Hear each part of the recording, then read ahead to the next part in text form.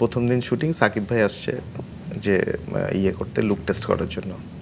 তো আমি গিয়ে সাকিব ভাইয়ের সালাম দিয়ে, আচ্ছা তোমার নাম শুনছি তারেক, আচ্ছা ঠিক আছে, সালাম দিয়ে আমি চলে আসছি।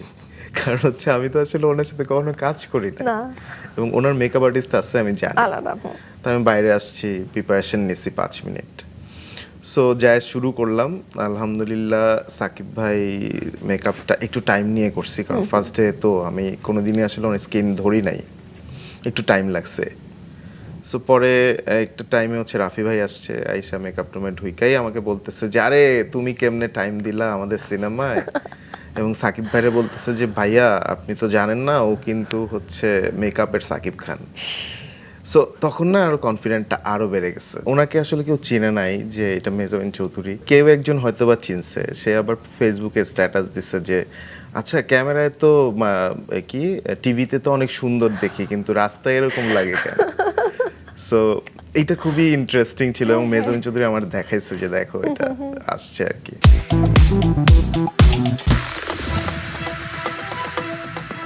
প্রত্যেকটা দিনের মতন আজকেও আপনাদের সাথে আনন্দের বেশ কিছু মুহূর্ত, কিছু গল্প আর প্রাণ খোলা আড্ডা ভাগ করে নিতে আমি আবারও ফিরে এসেছি আপনাদের মাঝে।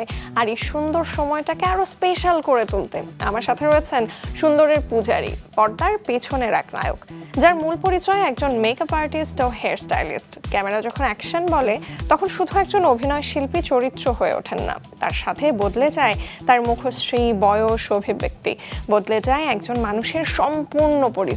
সেই রূপান্তরের নেপথ্যের কারিগরদের গল্প আমরা খুব কমই শুনি, অথচ একটি চরিত্রকে দর্শকের চোখে বিশ্বাসযোগ্য হয়ে ওঠার পেছনে তাদের অনন্ত শ্রম, মেধা আর কল্পনারও থাকে সমান অংশীদারিত্ব। আজকে তেমনই একজন অতিথি রয়েছেন আমার সাথে, যিনি বাংলাদেশের মেকআপ শিল্পকে আন্তর্জাতিক মানচিত্রে দেখতে চান। তিনি মোহাম্মদ তারেক। চলুন দর্শক, সৃষ্টিশীল এই মানুষের সৃষ্টির কিছু গল্প শুনি আজ। কেমন আছেন? খুব ভালো, আলহামদুলিল্লাহ। আমি আজকে অনেক অনেক হ্যাপি আপনাকে পেয়ে। অনেক দিন ধরে এক্সপেক্ট করছিলাম কবে আপনাকে এখানে পাবো, বিকজ দর্শক একটা ছোট জিনিস বলতে চাই, এই মানুষটা আমার এতটাই ফেভারিট, আমি যতগুলো বিজ্ঞাপন করেছি তার মোটামুটি 50% মানে আমার সাজ, হেয়ারস্টাইল সব কিছু নেপথ্যের মানুষ ছিলেন তিনি। এবং আপনি এত দারুণ দারুণ কাজ করে চলেছেন সিন্স 2009 এখন পর্যন্ত। আমাদের যত দারুণ দারুণ সিনেমা, সেগুলোরও নেপথ্যের মানুষ আপনি। এই যে মেকআপ, এই পরিচয়টাকে, এই শব্দটাকে আপনি ক্যারি করে চলেছেন অনেকটা সময় ধরে। মেকআপ আর্টিস্টের এই পরিচয়টা নিয়ে আপনি কতটা প্রাউড ফিল করেন? আমি তো আসলে এই সেক্টরে বা এই প্রফেশনে আছি অনেক দিন। সো অনেক দিন থাকার কারণে যেটা হয়েছে, এটার প্রতি একটা আলাদা ভালোবাসা জন্মাইছে, এবং আমি চেষ্টা করি যে এই প্রফেশনটাকে আসলে অনেক বড় আকারে কিছু একটা করার। সো সব কিছু মিলায়ে আমার কাছে মনে হয় যে আসলে এটা মানে খুব গুড চয়েস ফর মি। আমার খুব মানে চয়েসের ক্ষেত্রে আমি খুব একটু চুজি। সো সেই ক্ষেত্রে আমার কাছে মেকআপের এই প্রফেশনটা খুব ভালো লাগে, এবং আমি এটা খুব এনজয় করি। বরাবরের মতোই খুবই ব্যস্ত সময় কাটাচ্ছেন আপনি। আমি একটু জানতে চাই বর্তমান ব্যস্ততা কি নিয়ে চলছে এবং আপকামিং কাজগুলো কি কি। আন্ধারের খবরটা আমি জানি, বাকিগুলো নিয়ে শুনবো। আমি মানে এটা খুবই ইনসেন্স যে আমি লাস্ট গত 2 মাসে 9টা সিনেমার কল পাইছি, এবং সবগুলো ঈদ এবং হচ্ছে নন ঈদ সব মিলায়। সো 9টা তো আসলে করতে পারবো না। আমি হচ্ছে এখন আপাতত 3টা প্রজেক্টে আছি, যেটা হচ্ছে একটা আমাদের আদনান ভাইয়ের যেটা করতেছি, ওটার নাম এখনো বলা যাবে না আর কি বেসিক্যালি। আর লাস্ট এই মাসেই একটা শুরু করতেছি, যেটা হচ্ছে নাম গোল্ডেন। এটা হচ্ছে আমাদের জনি শাহেদ নাম একজন ডিরেক্টর, যে হচ্ছে আমেরিকা থেকে আসছে। ওনার 45% শুটিং বাংলাদেশে, বাকি শুটিংটা পুরোটাই আমেরিকাতে। সো আরেকটা প্রজেক্ট আছে যেটা বলা যাচ্ছে না আসলে, ওইটা পরবর্তীতে বলবো ইনশাআল্লাহ। ওকে। যে কোনো প্রজেক্ট যখন লক হয় এবং তার আগে তো হচ্ছে ক্যারেক্টারের লুক টেস্ট এবং লুক কেমন হবে সেটা নিয়ে তো আপনারা বেশ ভালোভাবে ওয়াকিবহাল থাকেন। তো শুটিং স্পটে যখন সেই আর্টিস্টকে প্রথমবারের মতো সামনে দেখেন, আপনি কোন ফিচারটা সবচেয়ে বেশি নোটিস করেন? তার চোখ, নাক, তার বাহ্যিক যে সৌন্দর্যের জায়গাটা সেটা, নাকি তার যে চরিত্রটা যিনি প্লে করতে চলেছেন সেই চরিত্রের ভেতরের মানুষটা?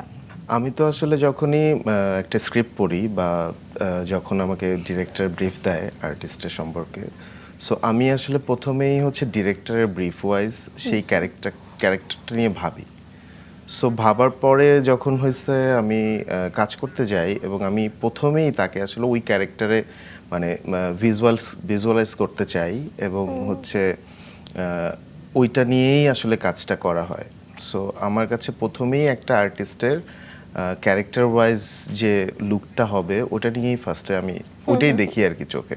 আমার একটা কৌতূহল রয়েছে যে মেকআপের প্রভাব তো অনেকখানি আমরা জানি, কিন্তু মেকআপ করে যখন একজন শিল্পী সেটে যান সেই মানুষটাকে কি অনেকটা চেঞ্জ করে দেন, নাকি অভিনয়ের জায়গাটায় অনেকটা প্রভাব ফেলেন? আচ্ছা, মেকআপটা তো আসলে আমি যেটা ফিল করি সেটা হচ্ছে ইনার স্কিনকে গ্লো করানো বেসিক্যালি। সো ক্যারেক্টারের জন্য আমরা যখন বিজ্ঞাপনে কাজ করি তখন আসলে পুরোটাই প্রোডাক্ট বেস, মানে আমাদের প্রোডাক্ট যতটুকু দরকার, যতভাবে সুন্দর করে প্রোডাক্টটাকে ডেলিভারি দেওয়া দরকার ঠিক ওইভাবেই আমরা মেকআপ করি।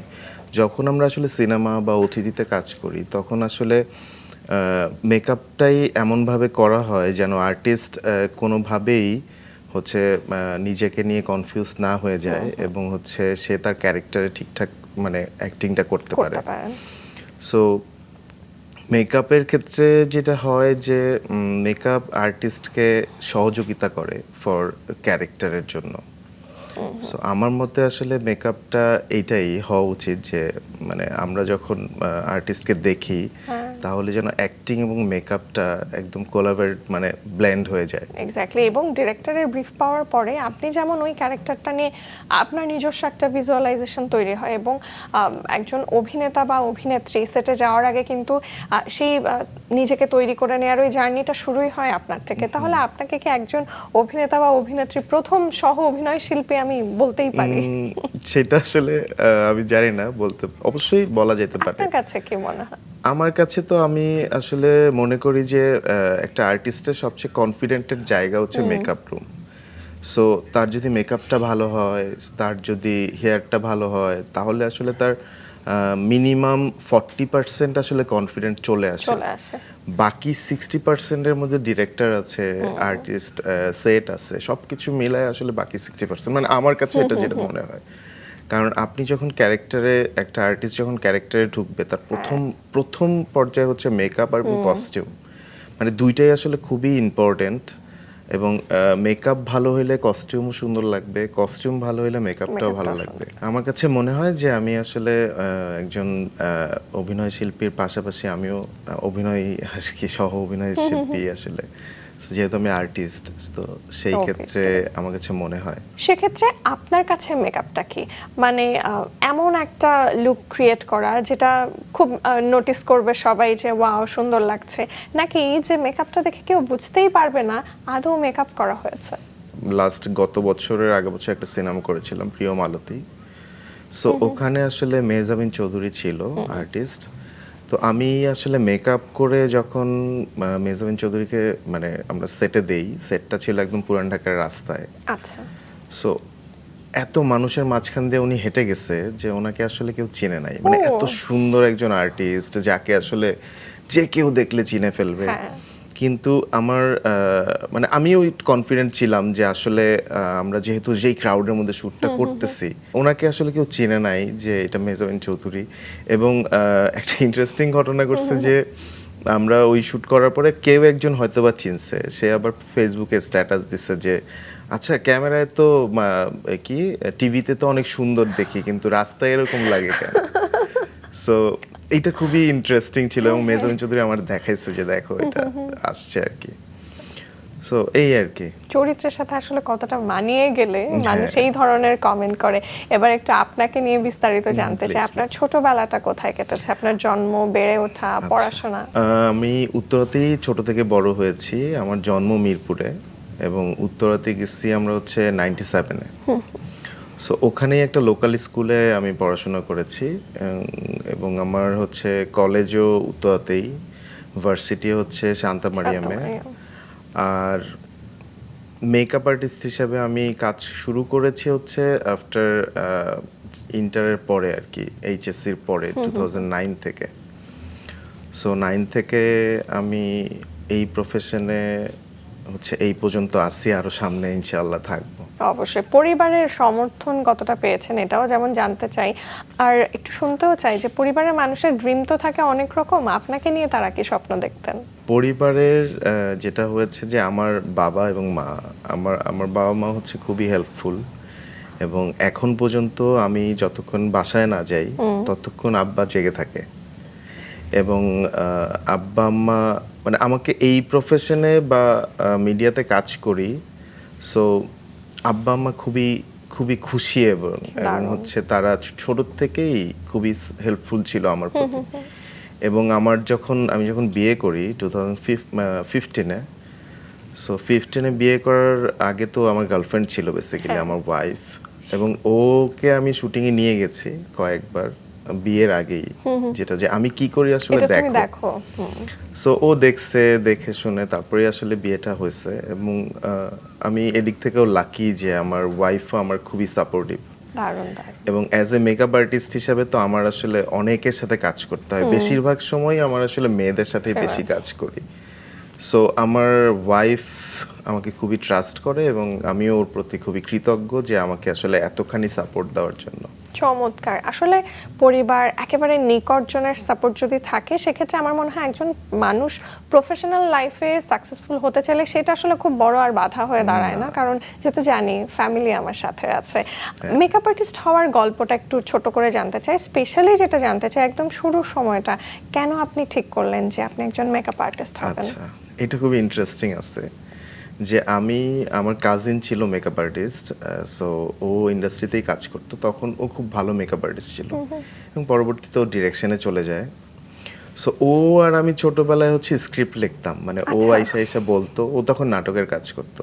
তো আমরা ছোটবেলা বলতে ইন্টারের যখন ফার্স্ট ইয়ারে পড়ি 2008-এ 7-8-এ, তো স্ক্রিপ্ট লিখতাম। তখন ও আমাকে বলতো যে আমি তো কোনো এক সময় ডিরেকশন দিব, তাইলে তুই হচ্ছে সিনেমাটোগ্রাফি কর।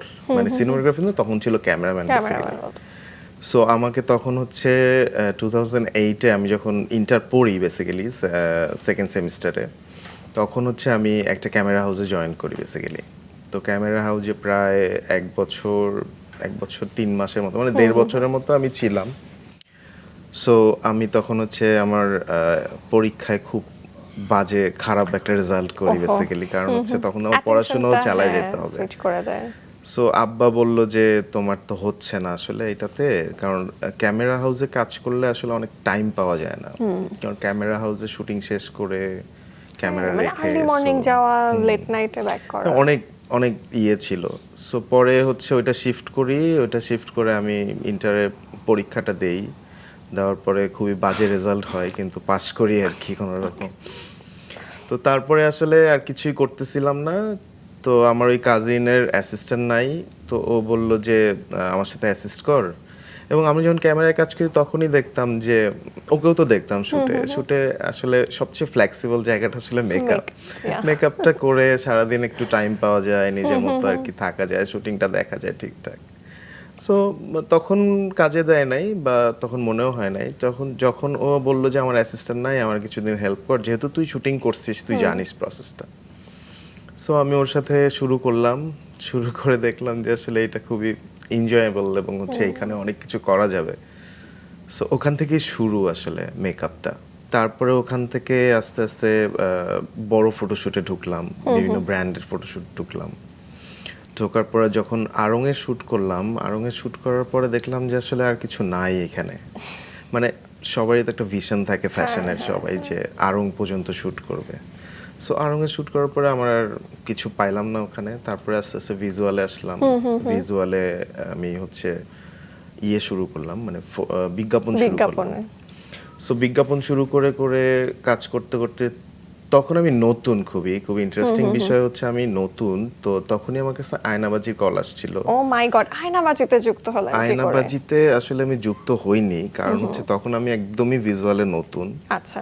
সো আমাকে অমিতাভ ভাই প্রোডাকশন থেকে ফোন দিছে, তখন আমি ওদের সাথে কাজ করি রেগুলার। ফোন দিছে, বললো যে আমাদের একটা সিনেমা করতেছি, তো ইন্ডিয়া থেকে একজন মেকআপ আর্টিস্ট আসবে, আমার মনে হচ্ছে তুমি থাকো আমাদের সাথে, তাহলে ধরো তুমি নেক্সট কাজ, ধরো ও কিছু কাজটা করে আগায় দিয়ে গেল, বাকিটা তুমি করলা।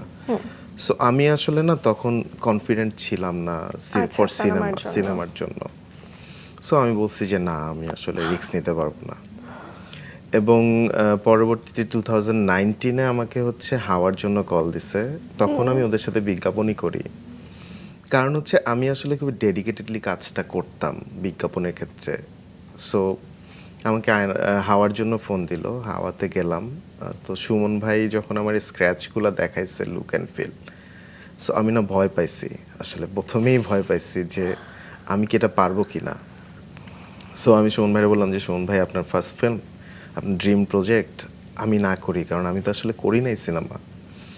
সো তারপরে তো আসলে ওটাও করলাম না। সুমন ভাই আমাকে বলছিল যে তারেক তুমি করো, আমি তোমার হেল্প করব।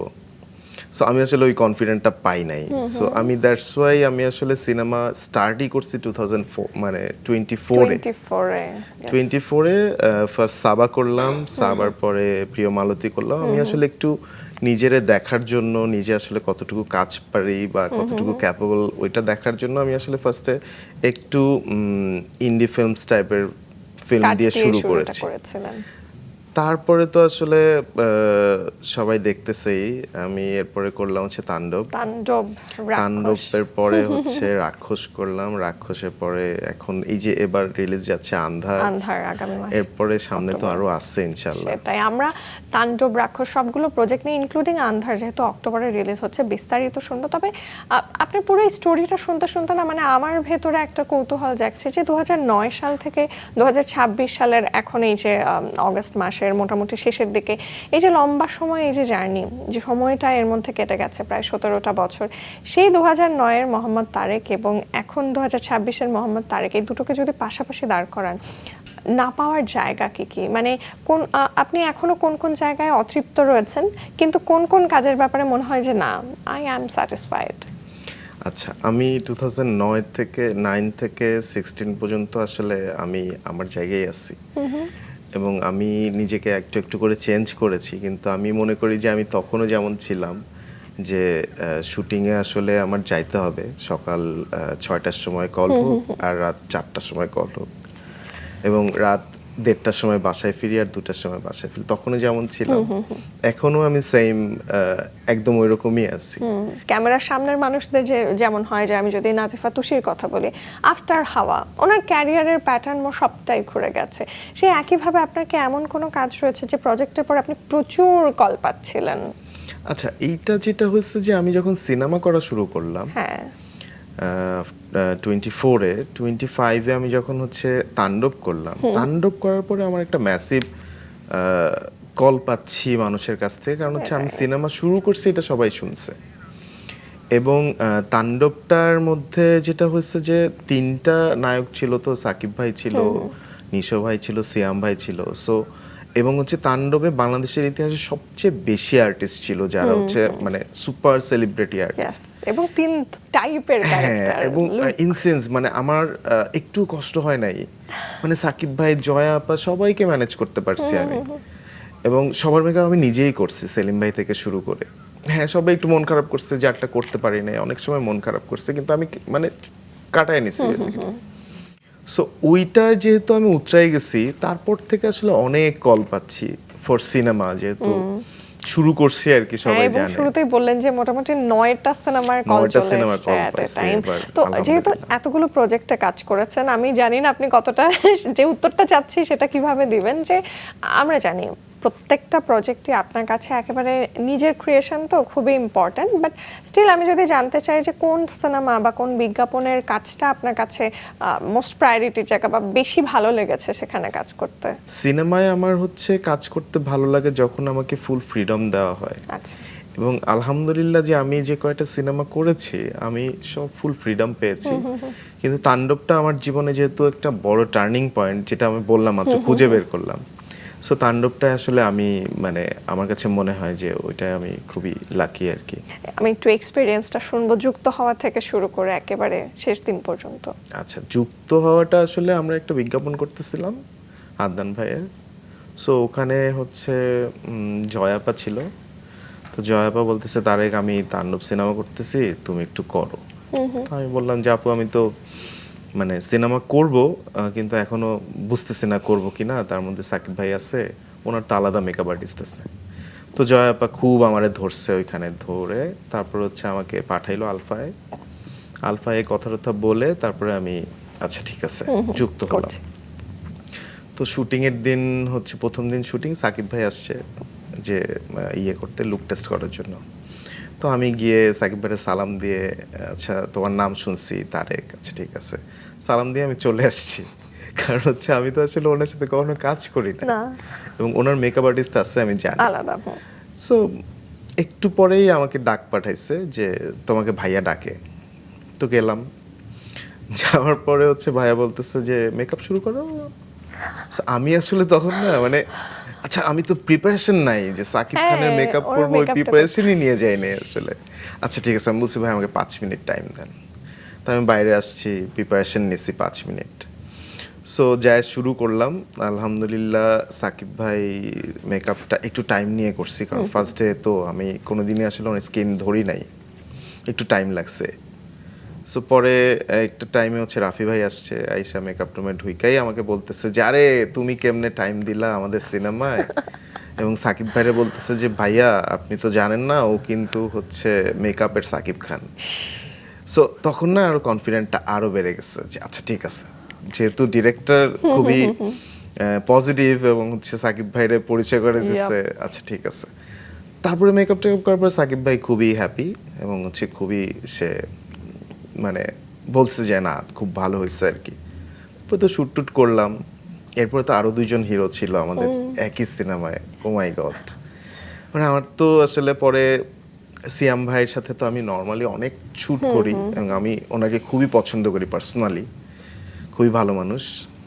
সো যখনই শুটিং শুরু করলাম তখন হচ্ছে সিয়াম ভাইয়ের লুক নিয়ে আসলে চিন্তা করতে থাকলাম যে কি করা যায়। তারপরে একটা ছোট্ট একটা চেঞ্জ করে দিলাম। সো আরমান মনসুর, হ্যাঁ আরমান মনসুর তো সবাই দেখছে। এরপরে নিশো ভাই, নিশো ভাইয়ের সাথে তো প্রায় 1.5 ঘন্টা 2 ঘন্টা হচ্ছে মেকআপ নিয়েই কথা, কারণ হচ্ছে নিশো ভাই তো সুরঙ্গের মাসুদ।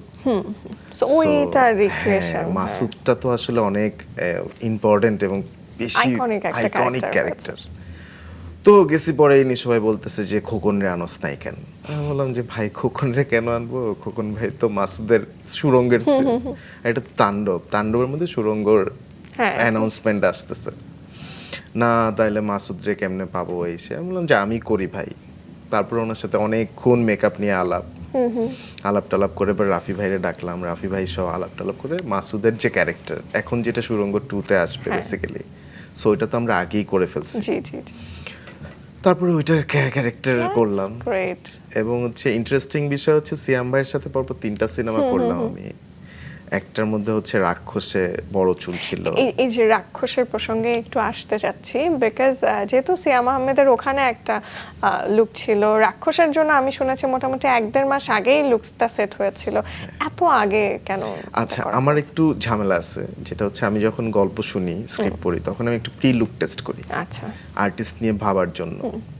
সো আমি যখন রাক্ষসের গল্প টল্প পেলাম তখন তো হচ্ছে আমি অলরেডি ওই যে দমের জন্য রেডি হচ্ছিলাম। তো হঠাৎ করে বললো যে মানে টাইমিং এর সমস্যা, আমি আন্ধার সিনেমা করতেছি, তখন হচ্ছে দমটা আর করতে পারবো না, কারণ ওরা হচ্ছে তখন অলরেডি লুক টেস্ট করে চলে যাইতে হবে ওদের।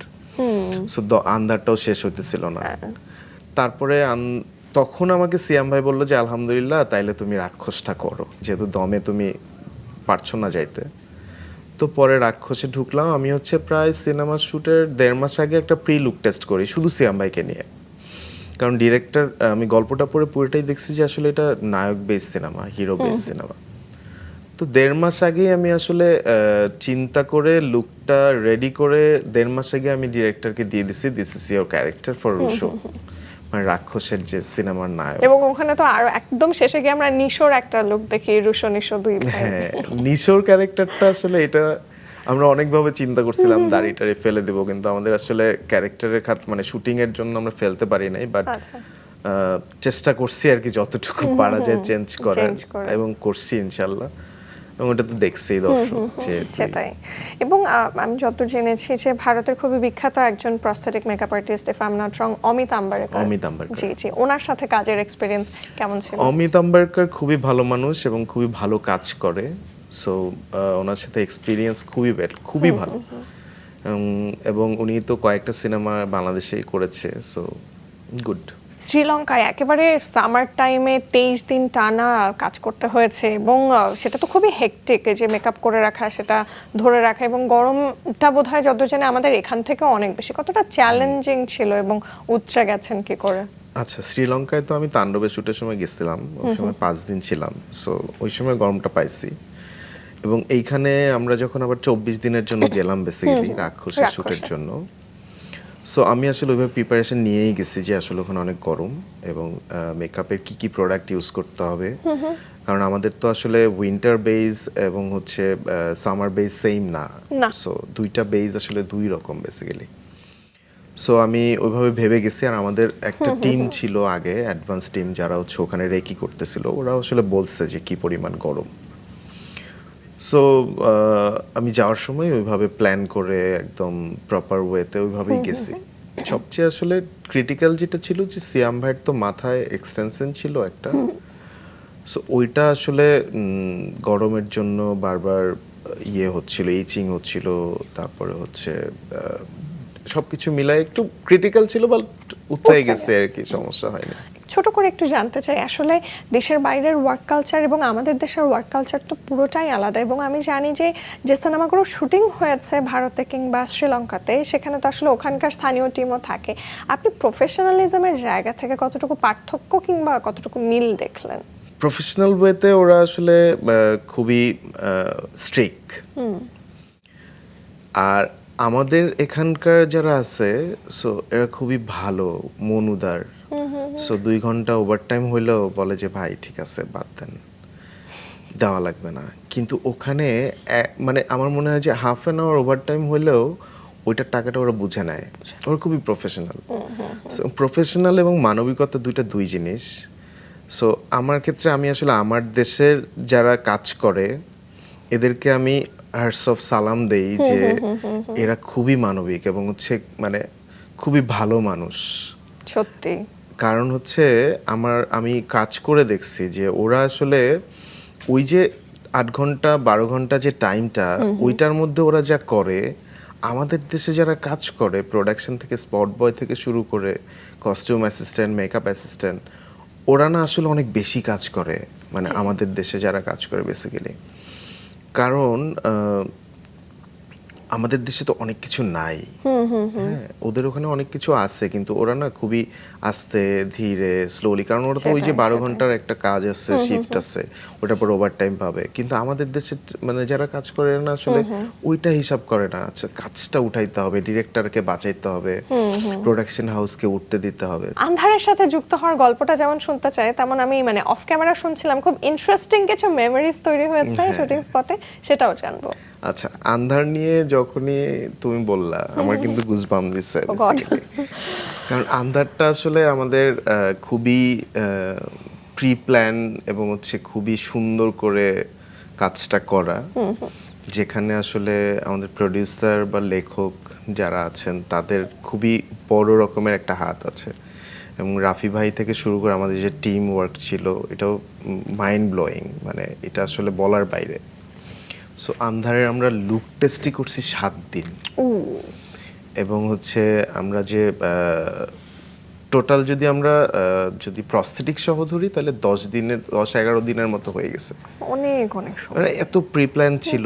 ইটস ফাইন, মানে এটা সামনে প্রোডাকশনে মানুষ দেখতে পারবে, খুবই সুন্দর হয়েছে। এবং হচ্ছে মানে এটা বাংলাদেশে যদি মানে বলি যে একদম নেটফ্লিক্স ক্রাইটেরিয়া মেনে সিনেমাটা বানানো হয়েছে, এবং আমার এক্সপিরিয়েন্স টু গুড, খুবই ভালো।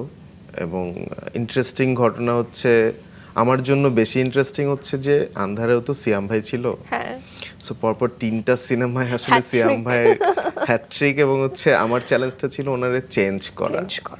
মানে এটা কিন্তু খুবই আমার মানে অনেক দিন ভাবতে হয়েছে যে মানে একদমই আমরা তো ধরো আন্ধারটা করছি হচ্ছে সেকেন্ড, মানে তাণ্ডবের পরে আন্ধার, তারপরে করছি রাক্ষস।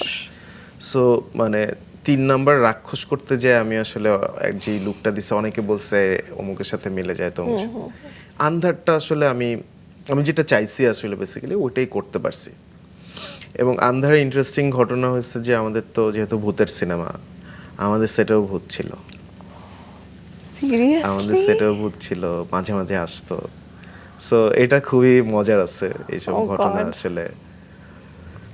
এবং আন্ধার খুবই গুড প্রোডাকশন হবে, যেটা মানুষ আচ্ছা, দেখতে আপনি পারবে। আপনি বলেছেন যে ভূত ছিল, আমি এরকম কোনো প্যারানরমাল অ্যাক্টিভিটিস নিশ্চয়ই আপনি উইটনেস করেছেন। এটা আছে, এটা যেহেতু যে আমি পাই নাই, আজ আচ্ছা। যারা তুলা রাশি ছিল তারা পাইছে আর কি। ও, তার মানে ইটস ট্রু যে আসলে হরর কোন সিনেমার মানে সেটে আমরা অনেক সময় শুনি যে অনেক এরকম প্যারানরমাল জিনিস হয়, সো দিস ইজ ট্রু। আমাদের হয়েছে, আচ্ছা। আন্ধারে হয়েছে, এবং আমরা যেখানে ছিলাম সেটা আসলে মানে আন্ধারের মতোই জায়গাটা। আমরা আচ্ছা। হচ্ছে ওই যে এফডিসি তে শুট করছি। এফডিসি বলতে হচ্ছে কবিরপুরে একটা এফডিসি আছে, ওকে। ওখানে আমরা প্রায় 20-22 দিনের মতো ছিলাম। আমরা সবাই একসাথে ছিলাম, ওখানে একটা বিল্ডিং আছে। সো প্যারানর্মাল অ্যাক্টিভিটিস হয়েছে আমাদের মধ্যেও, মানে আমাদের অ্যাসিস্ট্যান্ট ডিরেক্টর ছিল, ওদের সাথে হয়েছে। আমাদের যে প্রস্থেটিক আর্টিস্ট ছিল ওদের সাথেও হয়েছে। সো এইটা আসলে হয় কারণ আমরা সবাই তো আসলে একটা মানে ভূতের সিনেমার মধ্যে হ্যাঁ, আছি। এবং মানে নেগেটিভ এনার্জি নিয়ে যেখানে কাজ হচ্ছে এমন কথা, এবং I হচ্ছে understand. মজার জিনিস হচ্ছে আমি তো ফার্স্টে রুমে একা ছিলাম, আমার রুমে। আমার অ্যাসিস্ট্যান্ট ছিল পাশের আরেকটা বিল্ডিং এ। আচ্ছা। তো 2 দিন থাকার পরে আমার অ্যাসিস্ট্যান্ট দুইটাকেই আমার রুমে নিয়ে আসছি যে ভাই আমি একা থাকতে পারবো না। এইটা খুবই ইন্টারেস্টিং ছিল, এবং প্রায় সময় রাতে ঘুমাইতে পারতাম না, তাকায় থাকতাম। মানে কেন জানি মনে হইতো যে আসলে আমরা সবসময় গল্পের মধ্যে আছি, তো সবাই এমন ভাবে যে মনে হইতো যে আচ্ছা ঠিক আছে, আচ্ছা, এখানে কিছু না মনে হয় কিছু। কিছু একটা হইতেছে। এই আমরা হচ্ছে বাকিটা একেবারে দেখতে চাই সিনেমা হলে, অবশ্যই, বড় অবশ্যই, পর্দায়। please. অ্যান্ড এবার একটু অন্য প্রসঙ্গে আসতে চাই। আমাদের দেশে for a long long long time ধরে মেকআপ আর্টিস্টদেরকে বলা হতো মেকআপ ম্যান, এবং যেভাবে তাদেরকে আসলে ট্রিটমেন্ট করা হতো, ইউজুয়ালি এটা সাধারণ মানুষরাই বলেন, আমি আই ডোন্ট বিলিভ দ্য ইন্ডাস্ট্রির মানুষ তাদেরকে আলাদাভাবে ট্রিট করতো, খুবই রেসপেক্টেড একটা জায়গায় তারা ছিলেন। কিন্তু এই যে সাধারণ মানুষের মনের যে এই জায়গাটা, এটা আসলে কতটা চেঞ্জ হয়েছে বলে আপনি মনে করছেন, এবং সেক্ষেত্রে যতটুকু বাকি আছে সেটা আসলে কিভাবে করা পসিবল? যেটা হয়েছে যে আমাদের দেশে মেকআপ ম্যান বলা হতো কারণ আমাদের ফিল্মে আসলে এটা এস্টাবলিশ ছিল মেকআপ ম্যান হিসেবে। এবং সাজানোর মানুষ। সাজানোর মানে রূপসজ্জা কর, সেটাকে আসলে মেকআপ ম্যান। সো ওইটা নিয়েও আমি গর্ব করি। আমি আসলে এটা নিয়ে ডিনাই করার কিছু নাই। যুগ যেভাবে পাল্টায়, এখন তো এআইও আসছে, তাই জি না? জি জি। সো এআইটারও তো আমরা গ্রহণ করতেছি, এবং হচ্ছে আমাকে ওই দিনকার 2-3 জন ফোন দিয়ে বলতেছে যে ভাই এআই আসছে, আমাদের মনে হয় কাজ কমে যাবে। আমি বলছি যে না, না। এআই ফটোশুট করতে গেলেও মেকআপ আর্টিস্ট লাগবে। আমি লাস্ট 4 দিন শুট করছি একটা প্রজেক্টের, যেটা এআই ফটোশুট, কিন্তু আমাকে নিচ্ছে তারা, কারণ লাগবেই। এআই তো হচ্ছে স্কিনটাকে অনেক স্মুথ করে ফেলে, টেক্সচার থাকে না। সো মেকআপ দিয়ে এআই শুট করলে হচ্ছে টেক্সচারটা পাওয়া যায়। ওকে। সো যেটা হয়েছে যে মেকআপ ম্যান থেকে মেকআপ আর্টিস্ট হওয়ার জার্নিটাও আসলে আমাদের দেশে আস্তে আস্তে হয়েছে, কারণ আমরা যেভাবে টেকনোলজি নিয়েছি, সো এইটাকেও আমরা ওইভাবেই আর কি গ্রো আপ করছি। আর আমাদের দেশে আসলে সবাই বলে বঞ্চিত বা হচ্ছে অন্যভাবে দেখা, এইটা আসলে রুচির বিষয় আর কি, রুচি থেকেই আসছে। সো যারা আমি আসলে পাই নাই, আমাকে যেমন আমাকে প্রত্যেকটা জেনারেশন খুব পছন্দ করে as a That's makeup true. Artist হিসাবে।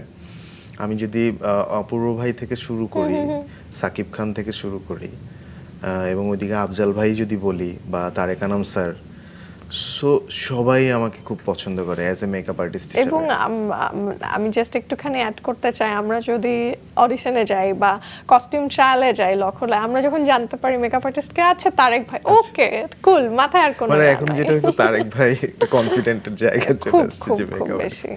সো আমার যেটা বলার ছিল যে মেকআপ আর্টিস্ট সবাই যেভাবে ভাবে আসলে ওইভাবে না। মেকআপ আর্টিস্ট একটা শিল্পী যার আসলে ইনার ফিলিং থেকে সে আর্টিস্ট হয়েছে। আসলে আর্টিস্ট হওয়াটা কিন্তু মানে একদিন 2 দিনে হয় না, এবং এটা অনেক দিনের ব্যাপার, এবং হচ্ছে বাইবর্ন। সো এখনকার মানুষ, এখনকার যারা আছে সবাই মেকআপ শিল্পটাকে খুব সম্মান সূচক জায়গায় দেখে। সো ঝামেলা তো আসলে সব জায়গায় থাকে।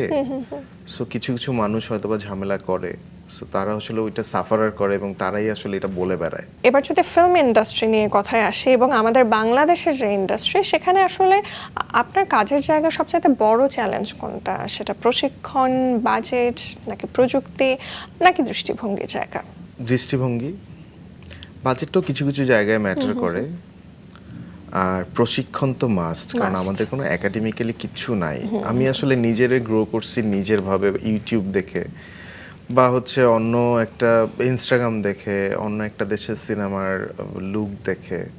সো আমাদের আসলে দরকার একাডেমিক্যালি কিছু একটা থাকা, যেটা আমাদের অবশ্যই আগামী উইদিন 10 ইয়ার্সের মধ্যে দরকার, যে একটা ঠিকঠাক এস্টাবলিশড কিছু একটা। এবং এটা কিন্তু মানে যেটা হয়েছে যে অনেক ভার্সিটিতে এখন ফিল্ম অ্যান্ড ইন মিডিয়া নিয়ে কাজ পড়াশোনা করতেছে। সো আমার মনে হয় মেকআপটাও আনা উচিত অবভিয়াসলি। এবং যেটা দেখা যায়, আমি যেমন থিয়েটারে পড়েছি, আমাদের যে মেকআপটা শেখানো হতো আসলে খুবই ট্রেডিশনাল মেকআপ। মানে টিভি বা থিয়েটারের মেকআপটা ইউজুয়ালি থিয়েটারটা খুবই লাউড হয়, হ্যাঁ অনেক আলাদা। সেক্ষেত্রে আমারও মনে হয় যে টিভি ফিল্ম অ্যান্ড ফটোগ্রাফি যে ডিপার্টমেন্ট রয়েছে, ওখানে যদি আলাদা করে অ্যাটলিস্ট একটা কোর্স ইন্ট্রোডিউস করা হয়, যেটা বললেন, সেটা আসলে একটা বুস্ট আপ দিবে। হ্যাঁ অবশ্যই, মানে দরকারটাই আসলে ওইটার জন্য, যে আমাদের ফিল্মটাকে আগায় নেওয়ার জন্য। কারণ আমি যেহেতু এবার 9টা সিনেমার কল পাইছি, তখন আমার কাছে মনে হচ্ছে যে কেন, মানে কেন, এটার পিছনে তো রিজন আছে। সো আমার মনে হয় যে সবাইকে আসলে ঠিকঠাক মতন প্রশিক্ষণ দিয়ে বা হচ্ছে গ্রো আপ করানোর জন্য আমাদের একটা মানে ম্যাক্সিমাম একটা, এই যে তুমি যেটা বললা যে একাডেমিক্যালি এটা নিয়ে মেকআপ নিয়ে আর কি কাজ করা উচিত। সো আমার মনে হয় হোপফুলি হয়ে যাবে, কেউ না কেউ তো আগায় আসবে। সেটাই। তাহলে আমিই আসবো ইনশাআল্লাহ, ইনশাআল্লাহ চেষ্টা করব। এবং আমরা এই যে ইন্ডাস্ট্রি এবং এগুলো নিয়ে এতটাই কথা বলছি, যে যেমনটা আপনি বললেন যে আন্ধার আসলে এমন একটা প্রজেক্ট যেটা অনায়াসে নেটফ্লিক্সে আমরা যে ধরনের কাজ দেখি ওই লেভেলের। তো বিশ্বমানের বা আন্তর্জাতিক মানের একটা কাজ করতে গেলে একজন শিল্পীর, সেটা মেকআপ আর্টিস্ট হতে পারেন বা অভিনয় শিল্পী হতে পারেন, তাদের আসলে কোন কোন জায়গাগুলোতে ফোকাস করা উচিত? স্কিল বাড়াইতে হবে এবং হচ্ছে তার প্রফেশনাল রিজনটা থাকতে হবে, এবং থার্ড হচ্ছে তার গল্প ওয়াইজ হচ্ছে তার ক্যারেক্টার ডিজাইনটা নিজের করতে হবে। বেসিক্যালি আরেকজন করে দিবে ওটার উপর কাজ করবে না, এটা আসলে নিজের করতে হবে, যে আমি এই ক্যারেক্টারকে নিয়ে এইভাবে ভাবতেছি বেসিক্যালি। মানে এইটাই আসলে মেইন, সব আর্টিস্টের ক্ষেত্রেই আসলে আমার মনে হয় এরকমই হওয়া উচিত। আপনি ইউজুয়ালি ব্রাইডাল মেকআপ করেন না, তবে আমাদের খুব প্রিয় একজন অভিনেত্রীর বিয়ের মেকআপটা আপনি করেছিলেন, প্রিয়ন্তী উর্বি, যার এই লুকটা কিন্তু খুবই প্রশংসিত হয়েছিল, খুবই সাটল, খুবই ন্যাচারাল। সেটার গল্প শুনবো। প্রিয়ন্তী উর্বি আমাকে প্রায় 1 বছর আগে জানাইছিল যে ভাইয়া আমার কিন্তু বিয়ে তুমি সাজাই দিবা। বলছি আচ্ছা ঠিক আছে। তো এরকম তো বলে অনেকেই আসলে, তারপরে আমিও ভুলে যাই, ওরাও ভুলে যায় বা কিন্তু উর্বি ভুলে নাই। উর্বি যেটা হয়েছে, আমাকে ঠিক 6 মাস আগে আবার রিমাইন্ডার দিছে। আমি বলছি আচ্ছা ঠিক আছে ওকে। তারপরে আমি বহিমিয়াম ঘোড়ার শুটে চলে যাই দিনাজপুরে। সো ওর বিয়ের ডেটটা ওই ডেটের মধ্যেই পড়ে গেছে। তো পরে আমি যখন ওরে বললাম, ও তো খুব কান্নাকাটি করছে, ভাইয়া আমার না, আমি আর কারো কাছে সাজবো না, তোমার কাছেই সাজতে হবে। তারপর কোনো রকম আসলে বহিমিয়াম ঘোড়ার মাঝখানে, গ্যাপের মাঝখানে ওর ডেটটা পড়ে গেছে আলহামদুলিল্লাহ। পরে তো গেলাম, ও হচ্ছে খুবই সার্টল মেকআপ করবে। ভাইয়া তুমি যেমনে আসলে শুটিং এ সাজায় দাও, একদম ওরকম চাই। তো শুটিং এ সাজানোর পরে কি হয়, আমরা তো আসলে টাচ আপ দেওয়ার জন্য থাকা লাগে, সারাদিন টাচ আপ দিতে হয়, নাহলে মেকআপটা নষ্ট হয়। সো আমি একটু ডিফারেন্ট ওয়েতে ওর মেকআপটা করলাম, যেন সারাদিন থাকে এবং বিয়ে টিয়ে কমপ্লিট করে ও যেন বাসায় বাসায় যাওয়া পর্যন্ত মেকআপটা থাকে। সো ওইভাবেই আসলে প্ল্যান করে তারপর ওর মেকআপটা করলাম, এবং সবাই খুবই খুশি যে ওর মেকআপটা খুবই সুন্দর হয়েছে, এবং হচ্ছে ও খুব খুশি। আমি ইন্ট্রোতে একেবারে শুরুতে বলছিলাম আপনার পরিচয়টা নিয়ে, makeup artist and hair stylist. তো এই দুইটা জায়গার মধ্যে আপনি কোন পরিচয়টাকে কিছুটা হলেও একটু এগিয়ে রাখতে চান? আমি মেকআপ আর্টিস্ট হিসেবেই নিজেকে এগিয়ে রাখতে চাই, কারণ হেয়ারটা তো আলাদা একটা ডিপার্টমেন্ট। সো ওই ডিপার্টমেন্টের কাজ আমি পারি, সবাই কিন্তু পারে না আসলে। সো আমি পারি, এবং হচ্ছে আমি পারার জন্য আমার অ্যাডভান্টেজ হচ্ছে আমি লুকটা দেখতে পারি, ভিজুয়াল করতে পারি যে এই মেকআপের সাথে এই হেয়ারটা ভালো। সো আমি সবসময় চাই যে অ্যাজ এ মেকআপ আর্টিস্ট হিসেবে আমার পরিচয়টা হোক, এবং আস্তে আস্তে আমি চিন্তা করেছি যে আমার মেকআপ আর্টিস্টের পাশাপাশি মেকআপ ডিজাইনার হওয়ার ইচ্ছা আছে। এবং আমি ওই মতো করে কাজ করছি, যেমন আমি কোক স্টুডিও করি basically. Coke studio season 2, season 3, এবারও কোক স্টুডিও সিজন 4 করলাম, পাতার বাঁশরি আমার করা। এবং আমি চেষ্টা করছি যে অ্যাজ এ মেকআপ ডিজাইনার হিসেবে কিভাবে নিজেকে প্রেজেন্ট করা যায়। অবশ্যই। এবং ওখানে যে ক্যারেক্টার যারা ছিলেন তাদের হেয়ারস্টাইল, স্পেশালি আমি যদি ঈশান মজুমদারের কথা বলি, রেগুলার থেকে অনেক ডিফারেন্ট লেগেছে। এটা আসলেই বলবো একটা দারুণ ক্রেডিট আপনার জন্য। এবং সুনিধি নায়কের যে গর্জিয়াস একটা লুক, দ্যাটস অ্যামেজিং, খুবই খুবই চমৎকার। কাউকে কি আইডল মানেন আপনি কাজের আমি ক্ষেত্রে? আসলে আইডল কাকে মানবো, না আমি আসলে আইডল মানি না কাউকে। ছোটবেলায় মানতাম, যেমন ছোটবেলায় আমি যখন কাজ করি, আমার যে বস ছিল, যার সাথে মেকআপ আর্টিস্ট হিসেবে কাজ, অ্যাসিস্ট্যান্ট হিসেবে কাজ করতাম, ওকে মানতাম। যখন আমি বিজ্ঞাপনে কাজ শুরু করলাম, তখন আমাদের যে বিজ্ঞাপনে রবিন ভাই একজন আছেন, রবিন আহমেদ, ওনাকে মানতাম। তারপরে আস্তে আস্তে তো আমি কাজ আগায় যাচ্ছি। এখন আসলে আইডল মানার মতো কাউরে পাচ্ছি না, আমি আমার নিজেরই আইডল মানি আসলে। That's great. So B your own বস, এটা খুবই খুবই দারুণ একটা জিনিস। আর এবার খুবই ট্রিকি কয়েকটা কোশ্চেন করব আপনাকে। অনেক আর্টিস্টের সাথে কাজ করেছেন, বাট এমন 3জন আর্টিস্টের নাম বলুন যাদের সাথে আপনি খুব ফ্রিকোয়েন্টলি কাজ করতে চান।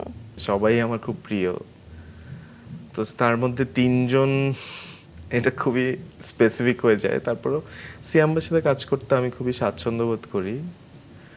তারপরে হচ্ছে তুষি, সাবিলা, তারপর হচ্ছে মেজাবিন চৌধুরী। এবার একজনের নাম জানতে চাই, এমন কেউ যার সাথে এখনো কাজ হয়নি বাট আপনি কাজ করতে মুখে আছেন। শাহরুখ খান। ও, ফিঙ্গার ক্রসড। আর বাংলাদেশে যদি জানতে চাই? হুমায়ুন ফরিদি স্যারের ফ্যান ছিলাম, এখনো ফ্যান বেসিক্যালি। ওনার সাথে আফসোস আমার আসলে কাজ করা হয় নাই। এছাড়া আসলে সবার সাথেই তো কাজ করেছি অলরেডি। আমি বাংলাদেশের বাইরে অর্জুন আব্বালের সাথেও কাজ করেছি। সো সবকিছু মিলায় আমার কাছে মনে হয় যে আমি হুমায়ুন ফরিদি স্যারকে পাইলে অনেক হ্যাপি হইতাম আর কি, একবার যদি ওনার সাথে কাজ করতে পারতাম। ওইটাই এখনো রয়ে গেছে একটা আক্ষেপের জায়গা। এবং খুব মজার জিনিস বলে, আমরা যেমন এখন তো প্রচুর অ্যাওয়ার্ড শো হয়, তো আমরা হচ্ছে রেড কার্পেট লুকের দিকে তাকিয়ে থাকি। সো এটা মোটামুটি ট্রেন্ডিং এ থাকে বেশ কিছু এরকম লোক। তো অনেক আর্টিস্টে থাকেন, আমরা দেখি কমেন্ট করে যে আচ্ছা ওনার মেবি হেয়ার ডুটা একটু চেঞ্জ করলে বেটার হতো, বা ওনার মেকআপ নিয়ে আরেকটু ফিজিক অনুযায়ী একটু যদি সচেতন হতেন। এই সব জায়গা থেকে আমি যদি একজন না বলে, আমি যদি 2-3 জনেরও অপশন দিই, আপনি কি বলবেন কাদের কথা? আমি আসলে কারো কথাই বলবো না, Okay, কারণ okay. সবাইকে আমি I got পছন্দ this. করি, সবাইকে আমি ভালোবাসি, সবার সাথেই আমি কাজ করি। সো আমি আসলে কাউকেই ওই জ্ঞানটা দিতে যাব না এখন প্রকাশ্যে, যে তার আসলে সম্মানহানি হয় বা সে আমার উপরে মনোক্ষুণ্ণ হোক। আমি তাকে যদি বলি, আস্তে আস্তে মেকআপ করার সময় বলবো যে আপনারা এটা চেঞ্জ করেন, ওইটা চেঞ্জ করেন। সো এরকম আমি চেঞ্জ করার মতো কাউরে পাই নাই। সবাই খুবই ডেডিকেটেডলি কাজ, মানে নিজেরে ওইভাবে প্রেজেন্ট করে। আর রেড কার্পেটের ব্যাপারটা হচ্ছে অলওয়েজ তো এটা আলাদা। সো আপনি যখন বাংলাদেশের কোনো রেড কার্পেটে যাবেন, তখন আসলে বাংলাদেশের ওয়েদার ওয়াইজ, বাংলাদেশের মেকআপ ওয়াইজ, কালচার ওয়াইজ সেজে যাবেন।